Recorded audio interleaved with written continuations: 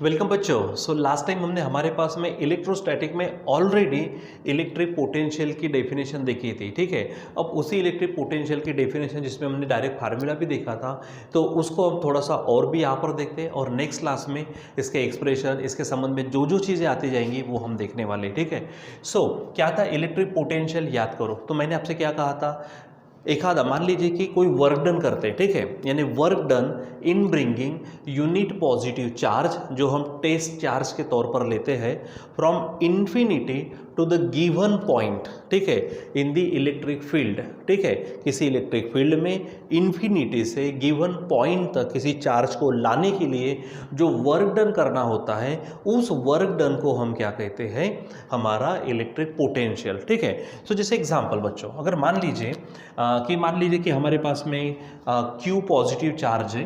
ठीक है, हमारे पास क्या है कि ये Q पॉजिटिव चार्ज है।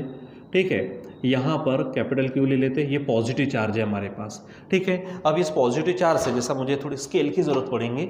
अब मान लीजिए कि जैसे अगर यहाँ पर लाइन ऑफ फोर्सेस वगैरह बाहर निकलेंगे, ठीक है, और ऐसे एक आधे लाइन पर मान लीजिए कि मैं क्या करता हूँ, यहाँ पर, ठीक है, यहाँ पर हमारे पास में पॉइंट बी पर, ठीक है, ये पॉइंट ए ले लो, पॉइंट ए पर हमारे पास में क्या है, पॉजिटिव चार्ज है जो कि Q है, और पॉइंट बी पर एक आधा हम क्या करते हैं, यहाँ पर समझो टेस्ट चार्ज, जैसे हम रेफरेंस चार्ज कहेंगे, टेस्ट चार्ज कहेंगे। ठीक है, तो वो मान लेते हैं कि हम क्या करते हैं, तो यहाँ पर Q0 ये हमारे पास में क्या है, टेस्ट चार्ज है, जो खुद भी क्या है, पॉजिटिव है। ठीक है, अगर हम यहाँ पे यूनिट पॉजिटिव चार्ज लेते हैं Q0। ठीक है, अब पहली बात बच्चों ये होगा, अब ये इसकी इलेक्ट्रिक फील्ड में है, समझो यहाँ पर ऐसी इसकी पूरी ऐसी इलेक्ट्रिक फील्ड है। तो अब क्योंकि ये इलेक्ट्रिक फील्ड में है इसके, तो इसके ऊपर क्या होगा, फोर्स अप्लाई होगा, और क्योंकि ये भी पॉजिटिव है, ये भी हमारे पास में क्या है, पॉजिटिव है, तो पॉजिटिव पॉजिटिव में क्या होगा, रिपल्शन होगा। तो ये उसको क्या करने की कोशिश करेगा, बाहर फेंकने की कोशिश करेगा, रिपेल करने की कोशिश करेगा। ठीक है, सो ये रिपेल करने की कोशिश करता, और हम क्या करते, इसको इधर लाने की कोशिश करते। तो देखो, जब वो एक्चुअली इसका जो भी हमारे पास इलेक्ट्रोस्टैटिक फोर्स इसके ऊपर अप्लाई होगा, ये थोड़ा उधर की ओर होगा, यानी ये चार्ज इधर जाने की कोशिश करेगा। ठीक है, लेकिन हम क्या करते कि इसी चार्ज को ये बी से ए की तरफ लाने की कोशिश करते करते करते मान लीजिए कि ये यहाँ पर अभी फिलहाल वो यहाँ से समझो कि हमारे पास में कुछ R1 इतने डिस्टेंस पर है, कितने डिस्टेंस पर है, समझो R1 इतने डिस्टेंस पर है। ठीक है, अब हम यहाँ पर क्या करते, इसको यहाँ से इधर लाने की कोशिश करते हैं। ठीक है, तो ये यहाँ से R इतने डिस्टेंस पर, मतलब पहले उसका डिस्टेंस A से देखा जाए तो R1 पर है, और फिर इसको यहाँ से R इतने डिस्टेंस पर लाने की कोशिश करते हैं। ठीक है, लेकिन बच्चों जब होगा क्या कि जैसे जैसे ये इसके नज़दीक नज़दीक आना शुरू करेगा, ठीक है, जैसे देखो असल में तो ये उसको फोर्स लगा रहा बाहर की ओर में। ठीक है, तो हम इसको इधर लाने की कोशिश कर रहे हैं। तो जैसे मान लीजिए कि जैसे है ना हमारे पास में ये जैसे जैसे इधर आएगा, तो ये यहाँ पर इसकी इलेक्ट्रिक फील्ड है बच्चों। जब हमने इलेक्ट्रिक फील्ड की बात करी थी, तो यहाँ से इलेक्ट्रिक लाइन ऑफ फोर्सेस निकली थी ऐसे, तो जहाँ से इलेक्ट्रिक लाइन ऑफ फोर्सेस निकलेंगे तो ये यहाँ पर ज़्यादा रहेंगे, इधर में थोड़ी कम होंगी, इधर में कम होगी, करते करते एकदम कम होते जाएंगे। तो ये जैसे हम इधर लाने की कोशिश करेंगे, मतलब ये इस फील्ड के और स्ट्रॉन्ग पार्ट के तरफ आना शुरू हो जाएगा। मतलब यहाँ पे हर जगह पर, यहाँ पर बोलेंगे तो यहाँ पर फोर्स अलग लगेगा, जैसे ये इधर में आ जाएगा तो इसके ऊपर फोर्स ज़्यादा लगेगा, इधर आएगा तो और ज़्यादा फोर्स लगेगा, इधर आएगा तो और ज़्यादा धकेलने की कोशिश करेगा। हर पल में यहाँ पर क्या होगा कि अलग अलग फोर्स लगेगा। इसलिए हम डायरेक्ट यहाँ से इतना लेने के एवज में थोड़ा थोड़ा डिस्टेंस बोलो, डिस्प्लेसमेंट बोलो, एकदम इनफाइनिटेसिमल स्मॉल डिस्टेंस से उसको क्या करते हैं, खसकाने की कोशिश करते हैं। यानी अगर मान लीजिए कि मैंने यहाँ से इतना लिया, ठीक है, एकदम छोटा, इससे भी छोटा, ये तो दिखाने के लिए, इससे भी छोटे छोटे टुकड़ों में अगर मैंने इसको सरकाने की कोशिश की, तो यहाँ पर फिर उसका अगर हम एवरेज अगर डिस्प्लेसमेंट, एवरेज अगर डिस्टेंस निकालते हैं, और उसके ऊपर लगने वाला जो फोर्स है वो एवरेज फोर्स एक समान है, ऐसा समझ के चलते। लेकिन उसके लिए क्या करना पड़ता, हमको इनफाइनिटेसिमल स्मॉल डिस्प्लेसमेंट से वहां पर चलाना पड़ता। ठीक है, तो अब यहाँ पर देखो जरा सा, मान लीजिए कि ये यहाँ से यहाँ तक आ चुका है, मान लीजिए, और ये पॉइंट यहाँ से अगर देखो तो ये x इतने डिस्टेंस पर है, मान लीजिए कि ये डिस्टेंस कितना है, x। अब ये जब यहाँ पर आएगा, मान लीजिए कि वो यहाँ पर है, ठीक है, यहाँ पर, तो ये इसको और ढकेलने की कोशिश करेगा विद फोर्स। जो फोर्स रहेगा, आपको मालूम है जो फोर्स होता है, तो हमारा इलेक्ट्रोस्टैटिक फोर्स क्या है, तो फोर्स का फार्मूला हमारे पास है 1/4 एप्सिलॉन 0। ये चार्ज प्रोडक्ट ऑफ चार्जेस, याद करो प्रोडक्ट ऑफ चार्जेस, एंड हमारे पास में क्या होता है, inversely proportional to square of the distance. तो फिलहाल वो यहाँ पर है, मान लीजिए ये यहाँ से हटकर यहाँ पर आ चुका है, ऐसा समझो, ठीक है। तो यहाँ पर डिस्टेंस होगा एक्स स्क्वायर, ठीक है, डिस्टेंस कितना होगा एक्स स्क्वायर।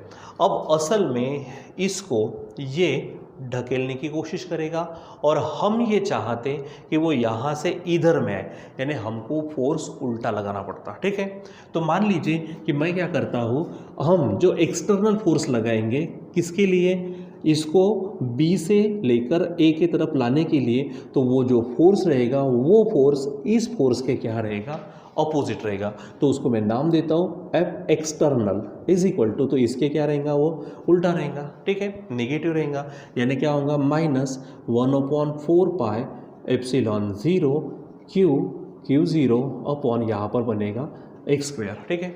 अब मान लीजिए कि मैं क्या करता हूँ, फिर इसको स्मॉल डिस्प्लेसमेंट dx से इधर खींचने की कोशिश करता हूँ, तो उसको मुझे फोर्स लगाना पड़ेगा, और डिस्प्लेसमेंट कितना ले रहे हैं हम, dx, तो हमें वर्क करना पड़ेगा, और वो जो वर्क होगा समझो वो वर्क हमारे पास कितना है, dw है, जो F एक्सटर्नल, ठीक है, इनटू क्या हो जाएगा, dx हो जाएगा।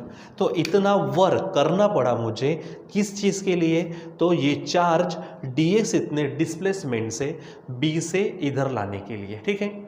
अब मान लीजिए कि यहाँ पर मैं इसकी वैल्यू रख देता हूँ, तो यह एक्सटर्नल हमारे पास है -1/4 epsilon 0 Q0 upon x square है, ठीक है, और यहाँ पर ये डिस्प्लेसमेंट है, समझो dx है, ठीक है।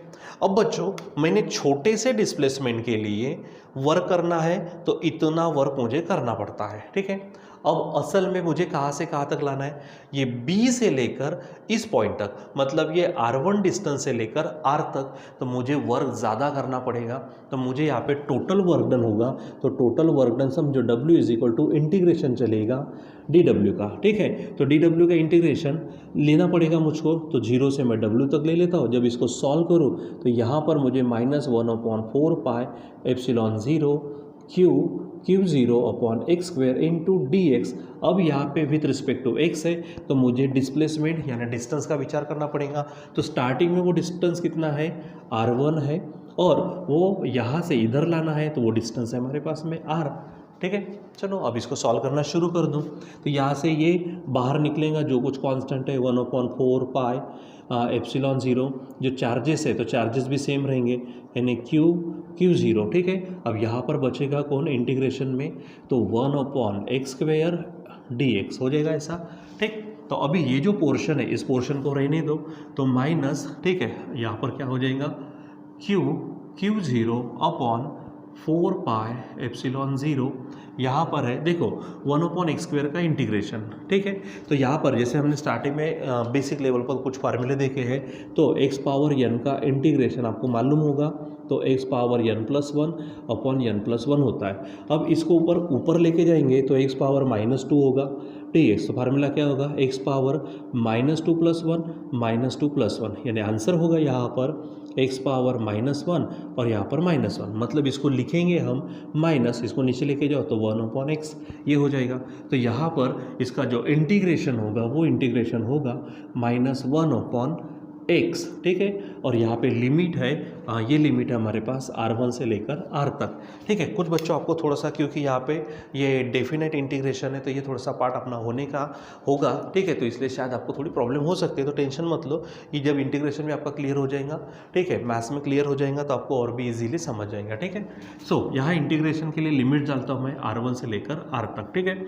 अब आप इसको सॉल्व करो, तो ये माइनस है Q0 अपॉन 4 एप्सिलॉन 0, ठीक है। ऑलरेडी इसके पहले हमने इंटीग्रेशन का सॉल्व भी किया हुआ है, ठीक है। तो यहाँ पर -1 upon upper limit minus lower limit, ठीक है, यानी क्या होता है, तो यहाँ पर x के जगह पे r रहेगा, माइनस फिर से -1/x है, तो वहाँ पे R1 आएगा। अब चलो इसको सॉल्व करो, ये माइनस से मल्टीप्लाई करेंगे तो Q0 अपॉन 4 एप्सिलॉन 0 यहाँ पर होगा, साइन चेंज कर दो तो ये 1/r, ठीक है। ये माइनस माइनस प्लस होगा लेकिन बाद में फिर से माइनस होगा तो 1/r1, ये ऐसा हो जाएगा, ठीक है। अब बच्चों ये हमारा टोटल वर्क डन है, ठीक है।